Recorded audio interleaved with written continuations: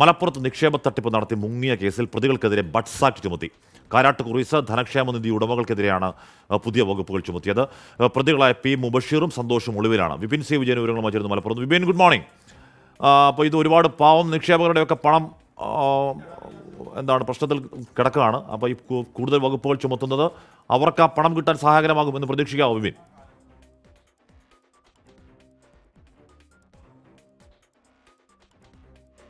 നിക്ഷേപ തട്ടിപ്പ് കേസിലെ പ്രതിക്കെതിരെയാണ് ബഡ്സ് ആക്ട് ഇപ്പോൾ ചുമത്തിയിരിക്കുന്നത്.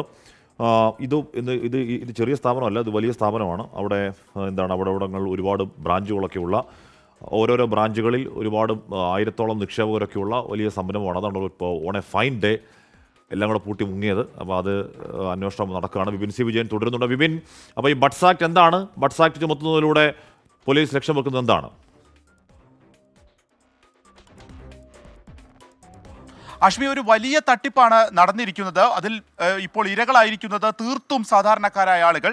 അപ്പോൾ ചതി, വഞ്ചന കുറ്റം തുടങ്ങിയ വകുപ്പുകളായിരുന്നു പോലീസ് ആദ്യ ഘട്ടത്തിൽ ചുമത്തിയിരുന്നത്. ഇപ്പോൾ അതിൽ ബഡ്സ് ആക്ട് കൂടി ചുമത്തുകയാണ്. ഇത് 2019 മുതലുള്ള ഒരു ആക്ടാണ്. ഈ ആക്ട് പ്രകാരം ഇവരുടെ സ്വത്തുവകകൾ, അതായത് ഈ പ്രതികളുടെ അവരുടെ നിക്ഷേപങ്ങളും സ്വത്തുക്കളും കണ്ടെത്തി അത് ആനുപാതികമായി ഇരകൾക്ക് നൽകാൻ കഴിയുന്ന രീതിയിലുള്ള ഒരു വകുപ്പാണ്. ആ ഒരു കുറ്റം കൂടിയാണ് ഇപ്പോൾ ചുമത്തിയിരിക്കുന്നത്. അപ്പോൾ പോലീസിന് കുറച്ചുകൂടി ഊർജ്ജസ്വലമായിട്ട് ഇതിൽ പ്രവർത്തിക്കാനും ഒപ്പം തന്നെ ഇതിൽ ഇവരുടെ നിക്ഷേപങ്ങളൊക്കെ കണ്ടെത്തുകയാണെങ്കിൽ അത് ഇരകൾക്ക് കിട്ടാൻ കൂടിയുള്ള ഒരു സാധ്യതയാണ് ഈ ഒരു വകുപ്പ് കൂടി ചുമത്തലിലൂടെ ഇപ്പോൾ ഉണ്ടായിരിക്കുന്നത്. അപ്പോൾ ഇത്തരത്തിലാണ് പോലീസിന്റെ ഒരു പ്രവർത്തനമുള്ളത്. ഒപ്പം തന്നെ ഇവർ ഭൂമി വാങ്ങിയിട്ടുണ്ടെന്ന് കണ്ടെത്തിയിട്ടുണ്ട്.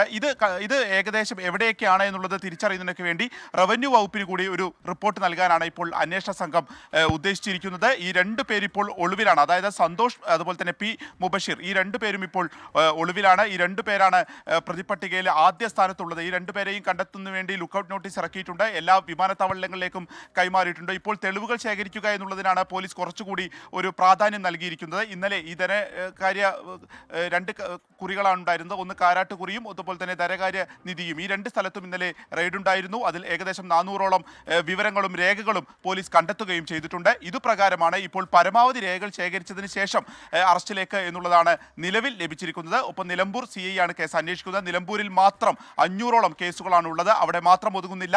വയനാട്, പാലക്കാട്, മലപ്പുറം ജില്ലകളിലായി വ്യാപിച്ചിട്ടുള്ള കേസാണ്. ഏകദേശം എത്ര കോടിയുടെ എന്ന് പോലും പറയാൻ നിലവിൽ സാധിക്കാത്ത രീതിയിലുള്ള ഒരു വലിയ തട്ടിപ്പ് നടന്നിരിക്കുന്നു. അതിലാണ് പോലീസിന്റെ നിർണായകമായ ഒരു നീക്കം ഇപ്പോൾ നടന്നിരിക്കുന്നത്. ബഡ്സ് ആക്ട് കൂടി ഈ പ്രതികൾക്കെതിരെ ചുമത്തിയിരിക്കുന്നു. ആഷ്മി, വിപിൻ സി വിജയനാണ് വാർത്തയുടെ വിവരങ്ങൾ നൽകിയത്. ഇത് നേരത്തെ പറഞ്ഞതുപോലെ ഒരുപാട് ബ്രാഞ്ചുകളും അതിനകത്തൊക്കെ ഒരുപാട് നിക്ഷേപകരും, ആ നിക്ഷേപകരിൽ ഒരു ബഹുഭൂരിപക്ഷവും പരമസാധുക്കളായ മനുഷ്യരൊക്കെയാണ്.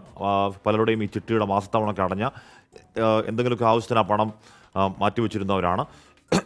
ക്ഷമിക്കണം, എത്രയും പെട്ടെന്ന് പാവങ്ങൾക്ക് പണം കിട്ടട്ടെ.